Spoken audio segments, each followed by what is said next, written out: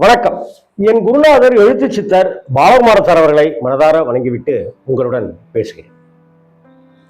இன்னைக்கு ஒரு பெரிய ஹீரோ ஒரு படத்துல வில்லனா நடிக்கிறாரு அப்படிங்கிறது பெரிய பரபரப்பா பேசப்படுது.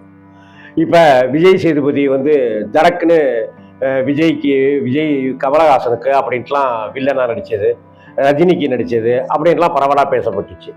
இது மாதிரி விஷயத்தை அப்பவே செய்திருக்கிறாரு.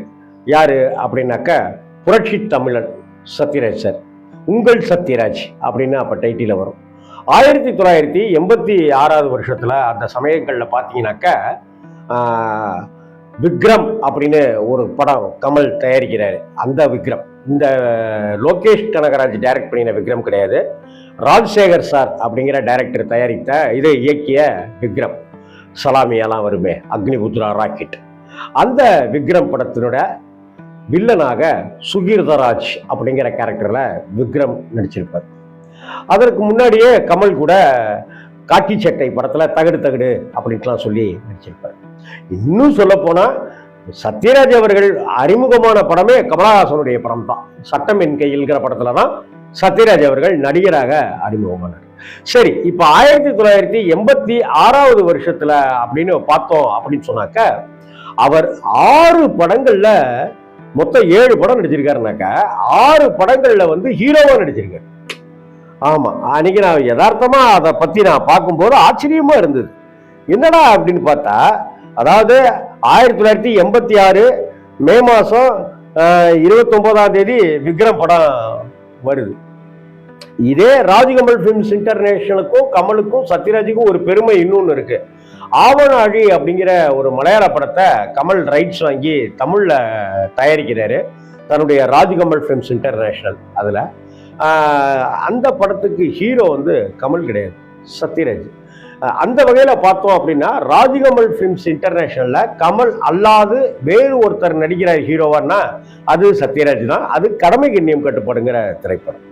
இந்த சமயத்துல பாத்தீங்கன்னாக்கா விக்ரம் படத்துல விக்ரம், அம்பிகா, லிசி, அம்ஜத் கான், டிம்பிள் கபாடியா, ஜனகராஜ், மனோரமா அப்படி இப்படின்ட்டுலாம் நடிச்சிருப்பாங்க.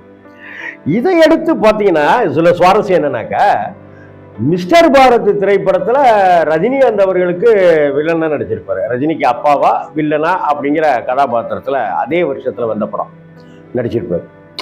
இது ஜனவரி மாசம் பொங்கலை ஒட்டி இந்த படம் ரிலீஸ் ஆச்சு. அதுக்கப்புறம் ரசிகன் ஒரு ரசிகைங்கிற ஒரு படம் அம்பிகா அப்படி இப்படின்லாம் நடிச்சு இந்த படம் பிப்ரவரி மாசம் 21ஆம் தேதி ரிலீஸ் ஆகுது. இதுல ஹீரோ சத்யராஜ் சார் ஹீரோ. இதே போல விக்ரம் படத்துக்கு ஒரு வாரத்துக்கு முன்னாடி ஒரு படம் ரிலீஸ் ஆச்சுங்க. அந்த அந்த வருஷத்துல கமல், அம்பிகா, சத்யராஜ், டிம்பிள் அப்படி அவட்டில் அந்த படம் இருக்க விக்ரம். அந்த படம் ரிலீஸ் ஆகிறதுக்கு ஒரு வாரத்துக்கு முன்னாடி கிட்டத்தட்ட 21ஆம் தேதி போல ஒரு படம் ரிலீஸ் ஆகுது. அந்த படம் மணிவண்ணன் டைரக்ட் பண்ண படம். அந்த படம் முதல் வசந்தம். முதல் வசந்தம் அப்படின்னு சொல்லும் போதே சத்யராஜ் ஒரு கண்ணிலையும் மலேசியா வாசியம் ஒரு கண்ணிலையும் தெரிக்க விட்டுருப்பாங்க, லந்து பண்ணியிருப்பாங்க 2 பேரும் சேர்ந்துக்கிட்டு. குங்குமப்புட்டு கவுண்டர் அந்த படம் மிகப்பெரிய ஹிட்டான சமயத்துல தான், ஓடிட்டு இருக்கிற சமயத்துல தான் விக்ரம் படமும் ரிலீஸ் ஆகுது. எப்படி பாருங்க, அளப்பறையை கொடுத்துருக்காரு. அதே போல மணிவண்ணன் டைரக்ஷன்ல விடிஞ்சா கல்யாணம்ங்கிற ஒரு படமும் அதே வருஷத்துலதான் வருது. இவங்க சுஜாதா இவங்கெல்லாம் நடிச்சிருப்பாங்க அந்த படம். இது மட்டும் இல்லாம அந்த வருஷம் இன்னொரு ஜாக் பாட்டம் கலைஞருக்கு இவருக்கு அடிக்குது. கலைஞர் கதை வசனத்தில், கலைஞருடைய கதை வசனத்துல பாலைவன ரோஜாக்கள் அப்படிங்கிற ஒரு படத்தை டைரக்ட் பண்ற வாய்ப்பு மணிவண்ணன் சாருக்கு கிடைக்குது. ஸோ மணிவண்ணன் சார் சத்யராஜையும் பிரபுவை எல்லாம் வச்சுக்கிட்டு அந்த படத்தை டைரக்ட் பண்ணார். இளையராஜா இசையில பாலைவன ரோஜாக்கள் அப்படிங்கிற படம் அதே வருஷத்துல நவம்பர் 1ஆம் தேதி அநேகமா தீபாவளி சமயத்துல வந்திருக்குன்னு நினைக்கிறேன். சத்யராஜுடைய திரையுலக வாழ்க்கையை இப்படி எடுத்து பார்த்துக்கிட்டோம்னாக்க இன்னைக்கு கூலி திரைப்படத்துல ரஜினிகாந்த் கூட நடிக்கிறாரு. கிட்டத்தட்ட மிஸ்டர் பாரத்துக்கெல்லாம் அப்புறமா சிவாஜி அப்படிங்கிற அந்த திரைப்படத்துல சங்கர் டைரக்ட் பண்ணின படத்துல ஏவிஎம்மோட படத்துல வில்லனாக நடிப்பதற்கு சத்யராஜை கேட்டு அவர் முடியாதுன்னு மறுத்துட்டதுனால தான் சுமன் அந்த கதாபாத்திரத்துல நடிக்க ஒப்பந்தம் பண்ணாங்க.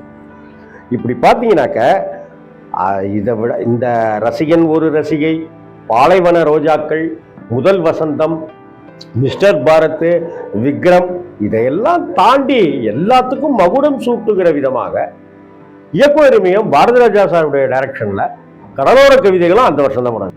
கடலோர கவிதைகள், முட்டம், சின்னப்பதாச, அந்த ஜெனிஃபர் டீச்சரை நம்மளால எப்படிங்க மறக்க முடியும்? பிரபலமான படம் கடலோர கவிதைகள்.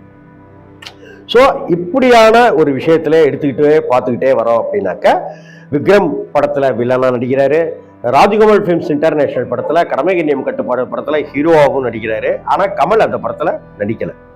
இப்படியான பல விஷயங்கள். இன்னைக்கு வந்து விஜய் சேதுபதி அப்படி நடிக்கிறாரு, இன்னைக்கு நாகார்ஜுன் அப்படி நடிக்கிறதா சொல்றாங்க. கூலி படத்துல உபேந்திரால இருந்து எல்லாருமே வராங்க. ஆனா இதற்கெல்லாம் அன்னைக்கே ஹீரோவா ஒரு பக்கம் வந்துட்டு இருக்கும் போதே வில்லனாவும் நடிக்கிறதுக்கு ஒரு கட்ஸ் வேணும் இல்லைங்களா? அப்படியான ஒரு நடிகர் தான் சத்யராஜ் சார். சத்யராஜ் சார் வந்து யாருடைய சாயலும் இல்லாம தனித்துவமான சாயல்ல நடிக்கிற ஒரு அற்புதமான கலைஞன். இன்னும் சொல்ல போனா அந்த தனித்துவமான அப்படிங்கிறதுல வந்து சொன்னாக்க சத்யராஜ் சாரே கோவப்படுவார். ஏன்னா மணிவண்ணன் சார் தான் அவரை ஒரு மோல்டுக்கு கொண்டு வந்து அவருடைய லந்து லொல்லு அது அளப்பற எல்லாத்துக்கும் காரணம் மணிவண்ணன் சார் தான். அந்த வகையில 86வது வருஷத்தை சும்மா அப்படியே ரீவைண்ட் பண்ணி பார்த்தாக்க அதுல இவ்வளவு விஷயங்கள் இருக்கு சத்யராஜ் சாரை பத்தி பேசுறதுக்கு. வணக்கம் நண்பர்களே.